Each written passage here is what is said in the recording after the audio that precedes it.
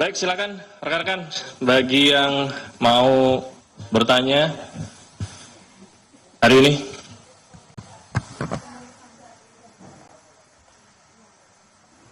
Ya, ini kan baru selesai ya, beberapa saat yang lalu. Secara umum yang bersangkutan tentunya dimintai keterangan seputar dokumen barang bukti elektronik maupun mengklarifikasi keterangan-keterangan saksi yang lain, termasuk juga pengetahuan yang bersangkutan terkait perkara yang sedang disangkakan kepada yang bersangkutan maupun juga kepada tersangka lain. Kalau isinya apa tentunya saya tidak bisa menyampaikan kepada rekan-rekan karena itu sudah masuk di materi penyidikan.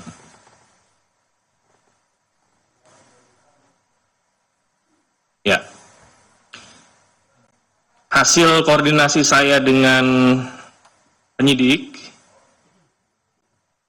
yang bersangkutan tidak dilakukan penahanan hari ini karena penyidik masih membutuhkan waktu untuk memeriksa beberapa saksi yang masih belum hadir dan masih dibutuhkan.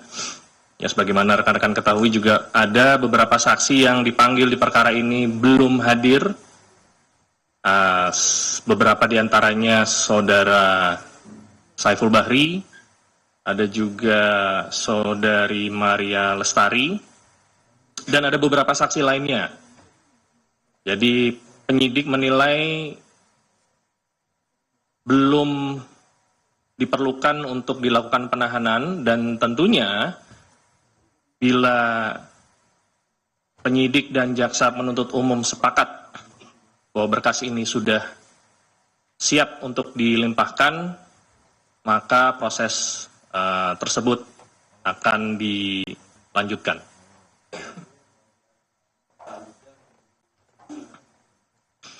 Ya, kalau pemanggilan saudara HK kembali lagi, mungkin pertanyaannya apakah akan dipanggil kembali? Ya, pasti nanti yang bersangkutan akan dipanggil kembali, tetapi fokus penyidik saat ini adalah memenuhi unsur perkara di tindak pidana yang sedang disangkakan kepada beliau. Fokus utamanya adalah keterangan saksi-saksi yang belum hadir dan yang akan dipanggil kemudian untuk di perkara suapnya maupun di perkara pasal 21-nya.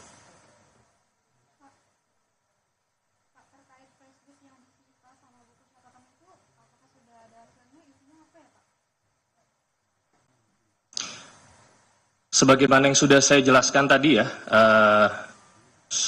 rekan-rekan bisa bertanya, namun karena penyidikan ini juga masih berlangsung, sebagaimana banyak dari rekan-rekan meminta penjelasan alat bukti apa, baik itu surat, barang bukti elektronik, flash disk, maupun hal-hal lainnya, rekan-rekan ingin mengetahui, ingin menggali, dan itu kami pahami sebagai bagian dari kerja jurnalistik, namun penyidik saat ini belum bisa membuka apa isinya karena masih bersifat rahasia, dan itu kalau di tingkat penyidikan baru bisa ditunjukkan kepada yang pertama, itu kepada penguasa barang yang pertama.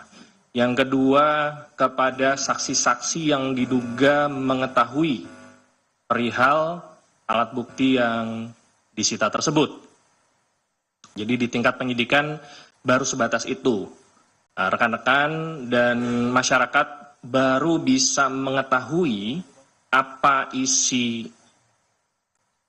baik itu catatan maupun flash disk maupun mungkin ada laptop, barang bukti elektronik lainnya, nanti ada ruangnya pada saat perkara ini sudah dilimpahkan ke persidangan nanti.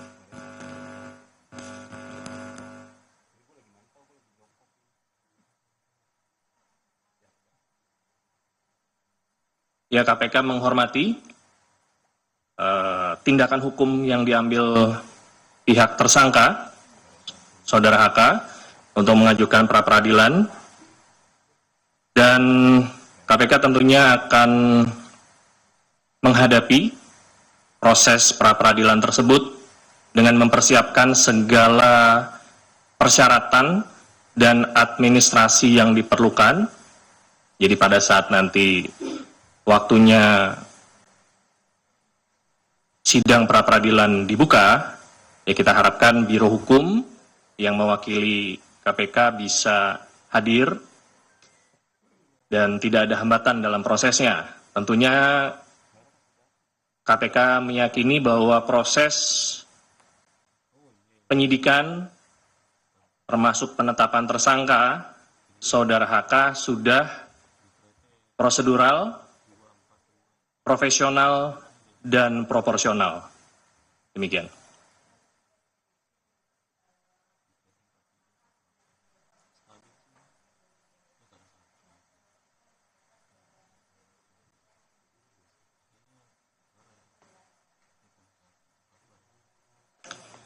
Ya, kita kalau berbicara pra-peradilan, ini sebagai edukasi juga bagi masyarakat bahwa pra-peradilan ini merupakan satu ranah yang bisa diambil oleh tersangka untuk menguji proses formil dari penyidikan, baik itu penyitaan, penggeledahan, penahanan, dan terakhir ya muncul terkait penetapan tersangka. Jadi yang diuji adalah proses formilnya. Kalau berbicara proses formil, sebagaimana yang tadi saya sampaikan, KPK meyakini proses penetapan tersangka Saudara HK sudah profesional, prosedural, dan proporsional. Terkait alat bukti, nanti baru kita bisa berbicara saat perkara ini sudah dilimpahkan ke persidangan.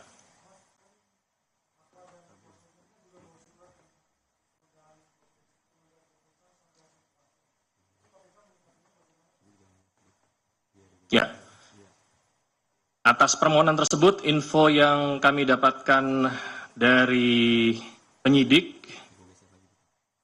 bahwa permohonan itu ditolak, ya, prosesnya tetap berlanjut. Apakah nanti Saudara HK akan dilakukan pemanggilan selama proses pra-peradilan, itu nanti dikembalikan kepada penyidik lagi. Intinya, permohonan sudah diterima, tetapi tanggapan dari KPK itu ditolak.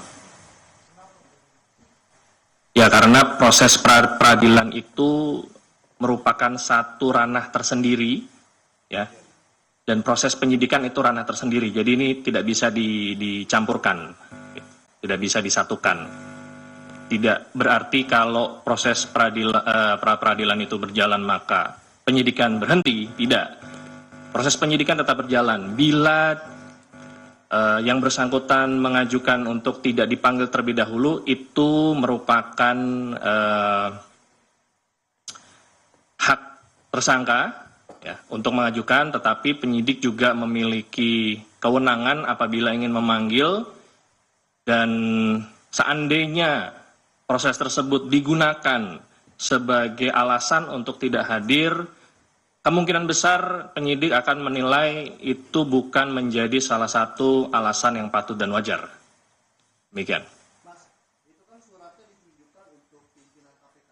Nah, ini yang menolak ini pimpinan atau penyidik, Mas?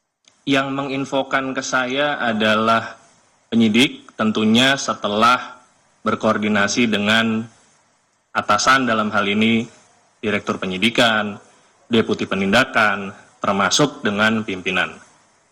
Ya.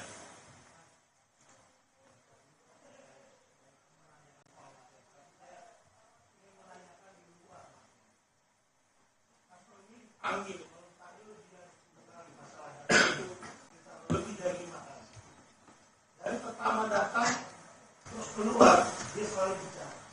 Tapi hari ini ketika keluar dia tidak bicara sama sekali.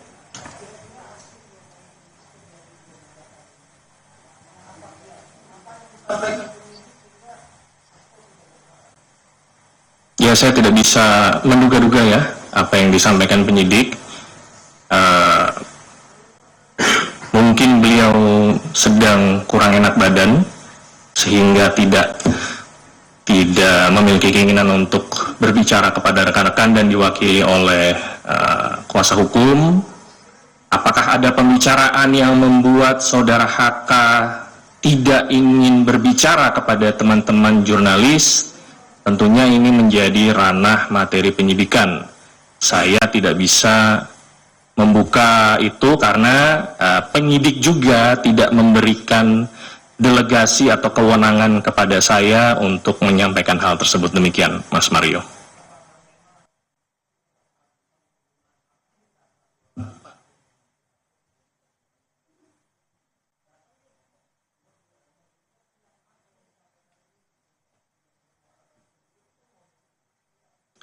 Ya itu kembali lagi saya tidak bisa sampaikan clue-nya karena belum dapat clue. Mungkin rekan-rekan bisa bertanya kepada kuasa hukum lebih lanjut ya, atau ke saudara HK langsung. Apakah ada hal-hal tertentu yang membuat yang bersangkutan tidak ingin berbicara kepada rekan-rekan jurnalis pada saat selesai dilakukan pemeriksaan sebagai tersangka? Demikian.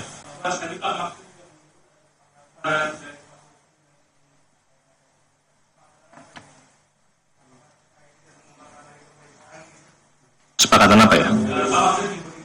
Ya, maksudnya kesepakatan apa yang disampaikan oleh saudara Magdir?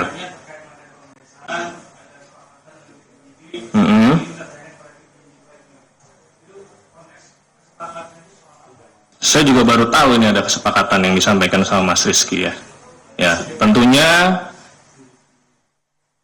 penyidik dalam hal ini Satgas yang menangani perkara termasuk yang melakukan pemeriksaan bekerja secara profesional, prosedural dan proporsional. Ya, saya kurang memahami apa yang dimaksud kesepakatan oleh saudara Magdir. Apakah beliau mungkin menyampaikan terkait surat pengajuan tadi yang disampaikan salah satu rekan jurnalis bahwa tidak akan dilakukan pemeriksaan? Kalau itu sudah saya jawab bahwa proses penyidikan tetap berjalan, ya. Artinya KPK menolak pengajuan tersebut. Namun, apakah penyidik akan melakukan pemanggilan kepada yang bersangkutan selama proses pra-peradilan berlangsung atau setelah itu, tentunya kita kembalikan kepada penyidik. Demikian.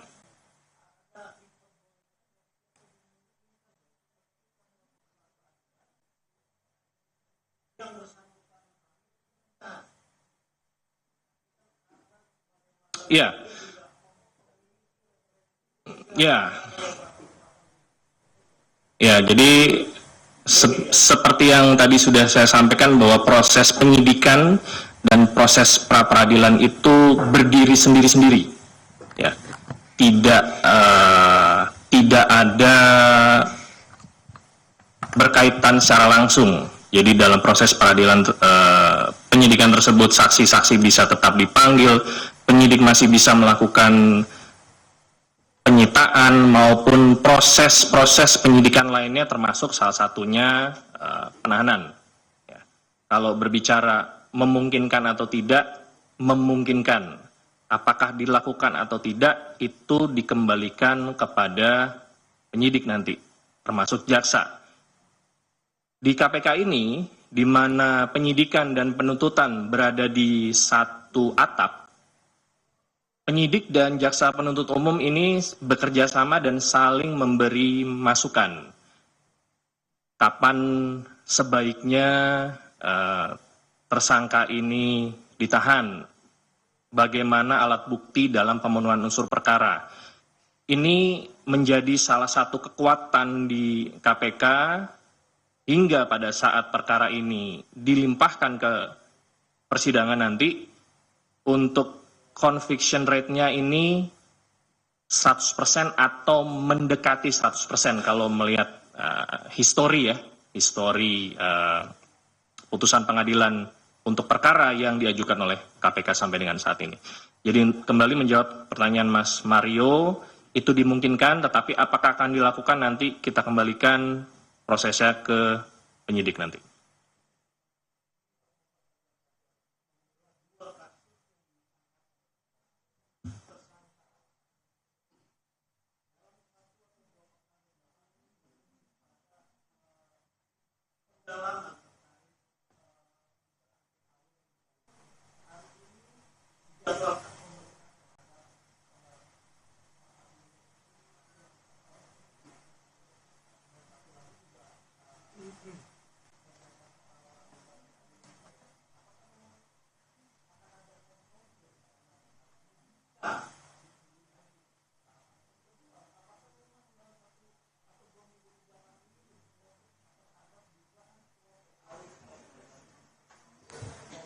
Ya, penyidik mendalami semua hal, terutama yang memang dibutuhkan dalam rangka pemenuhan unsur perkara.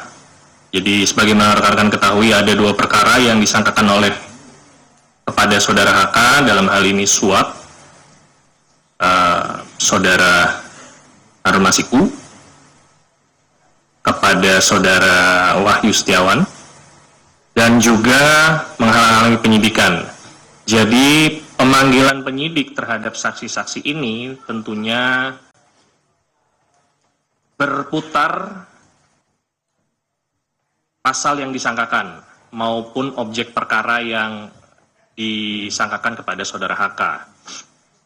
Apakah saksi-saksi yang dipanggil ini ada kaitan langsung? Tentunya penyidik memiliki penilaian tersendiri bahwa termasuk salah satunya saudara Maria Lestari, ya, maupun KPU, bahwa saksi-saksi tersebut memiliki nilai pembuktian atau setidaknya petunjuk terhadap perkara yang sedang disangkakan untuk bisa menguatkan perkara ini, sehingga nanti pada saat perkara ini disajikan di persidangan akan meyakinkan hakim bahwa memang benar perbuatannya ada, didukung dengan alat bukti yang nanti akan disajikan oleh rekan-rekan jaksa penuntut umum.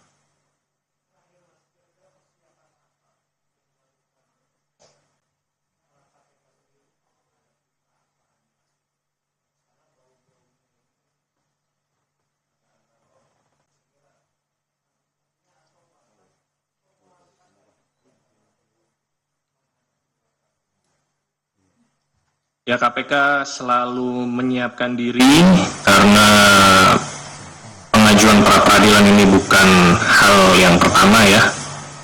Ini KPK sudah sering di-challenge oleh para tersangka melalui pra-peradilan. Tentunya rekan-rekan kita di Biro Hukum sudah menguasai hal-hal apa saja yang dibutuhkan untuk menghadapi proses pra-peradilan, dengan berkoordinasi dengan penyelidik, berkoordinasi dengan penyidik, termasuk dengan struktural, dalam hal ini para direktur, deputi maupun pimpinan, dan semua administrasi dalam rangka penyidikan tersebut juga akan disiapkan sehingga nanti pada saatnya sidang itu digelar, Biro Hukum bisa meyakinkan hakim pra-peradilan bahwa perkara ini memang sudah sesuai dengan aturan hukum yang berlaku.